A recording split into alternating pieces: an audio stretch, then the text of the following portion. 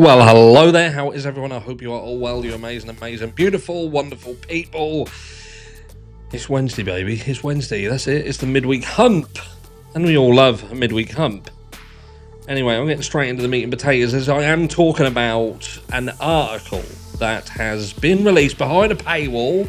Behind a paywall, you've got to pay for it. You can't just see it. You can't just be a kind person and see this stuff. You've got to pay monies. And then you get to read what I have decided is potentially one of the most disturbing articles I have read in the Idaho 4 case since the very beginning. There has been some special ones. But trust me, you're gonna... I don't know where they get their shit from. Well, apparently in this, it would seem that the potential is Howard Blumber. Howard Blumberbus. You got to trust him, though. You got to trust him. He's a writer. He's got a pen and everything. He keeps it in his top pocket. If you know someone who wears a suit and has a pen and they keep it in their top pocket, they're trustworthy people. I don't swear like me, so you can't trust me because I swear. But him probably doesn't swear. Very trustworthy. Anyway, I'm going to get straight into it. He says straight into it after like a minute. Longest intro ever. So check this out. Again, behind the paywall. Remember, behind the paywall. This is Mail Online, Mail Plus. You have to subscribe. You have to be a subscriber, which I have had to subscribe. I pay so you don't have to. It's like one of my public services. So Family Insiders, I named them, just Family Insiders. And there's multiples of them. Family Insiders, multiples. Is it Bryan sisters? Who knows? Tell me how Idaho suspect Bryan Kohberger's mother, his mum has been brought into it. His mum is secretly sabotaging his defence. What you doing, mum? What you doing? Sabotaging your defence, son. That's what they're going with now. Bryan Kohberger's mum is sabotaging his defence. How's she doing it? I know what you're saying. Well, how's she doing that, Arse? How's she doing it?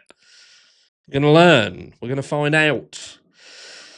Forcing lawyers. She's definitely forcing Ann Taylor. I can see it now. Anne, what, Mrs. Kohberger? Do this, okay? To take a wild gamble, writes Howard Blumber. So there it kind of loses a little bit of credibility there. Because you know what I said at the beginning about the people with the pens and the pockets? Not true. For 2 intense days in Boise courtroom last week, the prosecution and defence in the forthcoming trial of Bryan Kohberger, the 30-year-old graduate student accused of brutally murdering 4 University of Idaho students in an off-campus home, engaged in a combative back and forth on a multitude of crucial evidentiary issues. I'm telling you now, you know when I said that this is quite potentially one of the most, if not the most, mental things that you're going to read the mainstream media do in this. Trust me, I ain't even joking. Not even joking, right? So, and while the judge has not yet issued his written opinions on many of the dozens of hotly contested motions that were argued, I, a long-time reporter on the case, listened and reached a startling conclusion.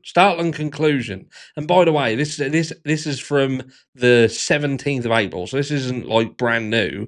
I've just seen it because it was behind a paywall. Did I mention that it was behind a paywall? I had to pay to get this.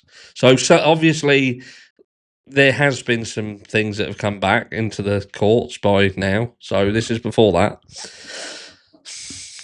Anyway, one of the defence's primary arguments against the death penalty is, I believe, a ploy. They think it's a ploy. Definitely got to be then. It seems to me that Mr. Kohberger's lawyers understand the evidence against their client is, despite all their protests to the contrary, convincing, even overwhelming. Which part of it's overwhelming? Which part of the evidence is overwhelming? Please tell me. Let me know down below. There is no getting around the fact that the small bit, not a big bit, little bit, small bit, but look how they word it. There is no getting around the fact. So fact, this is a lawsuit waiting to happen. The fact that a small bit of touch DNA found on a knife sheath on the bed of one of the murder victims is a match to the DNA found on a cheek swab of Mr. Kohberger taken in a Pennsylvania jail after his arrest. So cutting out all of the other details, every single other thing, they've literally gone to DNA found on cheek swab, bing, match, bish, bash, bosh, done. Job done, son. So imagine if this article's being read by people who don't have access to our beautiful community, to my beautiful face. They don't get to see me talk. And I know the trolls are going to come out and say anything. I'll say this in advance to you fuckers. Fuck off. Do you know what I mean? And this is their primary source of the news. This is how they get to learn about the Idaho 4 case. What damage is that going to do?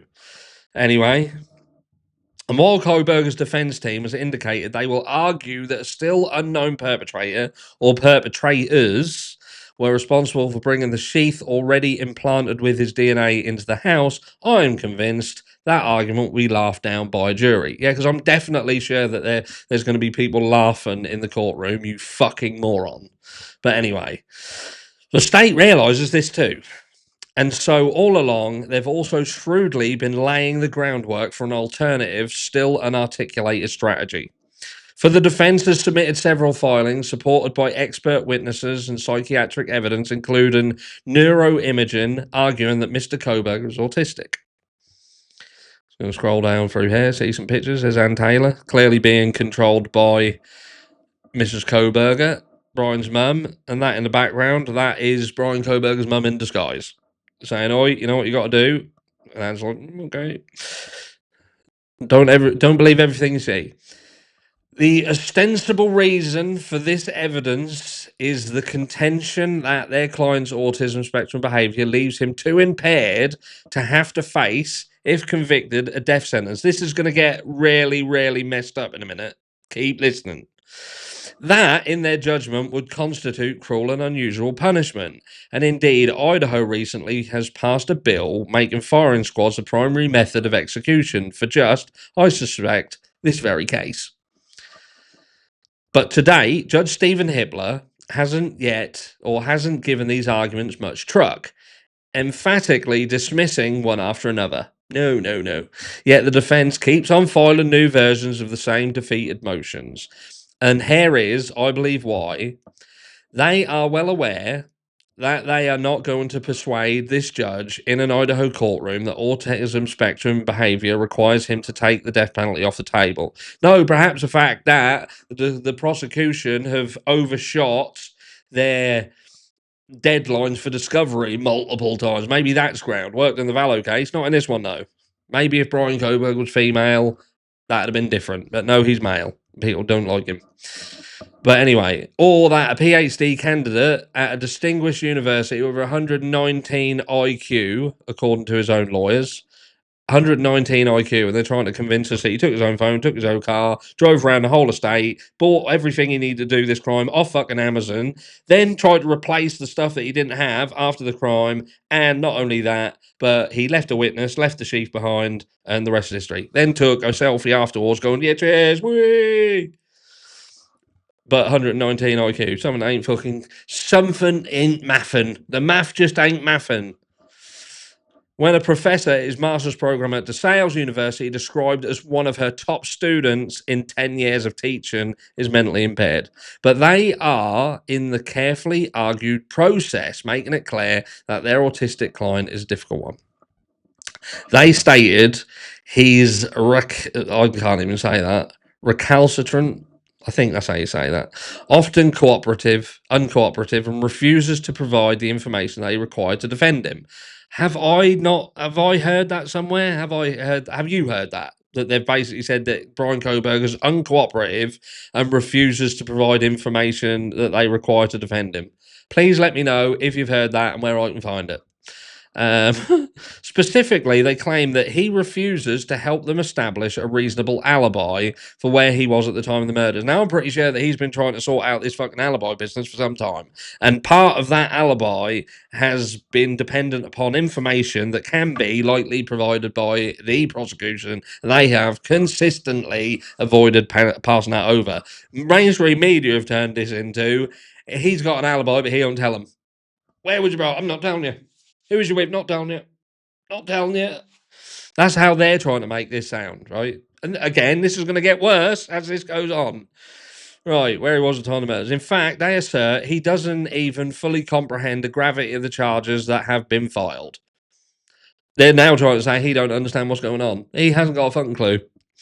Another complicating factor here is that sources close to Kohberger's family tell me that Kohberger's mother, Marianne, is encouraging her son to plead not guilty. What? This has already gone way down the track of that. In the face of mountains of evidence. What's that got to do with the fucking price of eggs?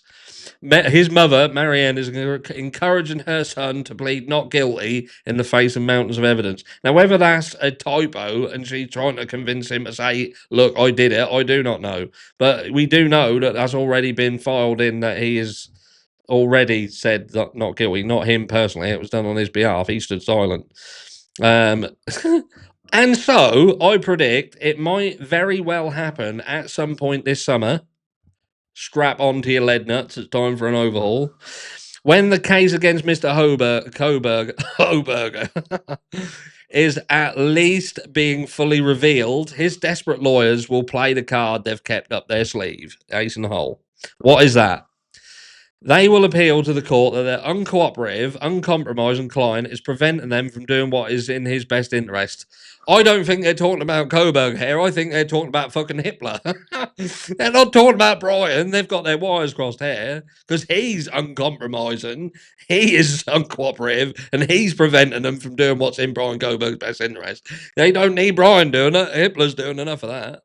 His autism prohibits him from making reasonable decisions. Therefore, they will want to take the decision-making power out of his hands.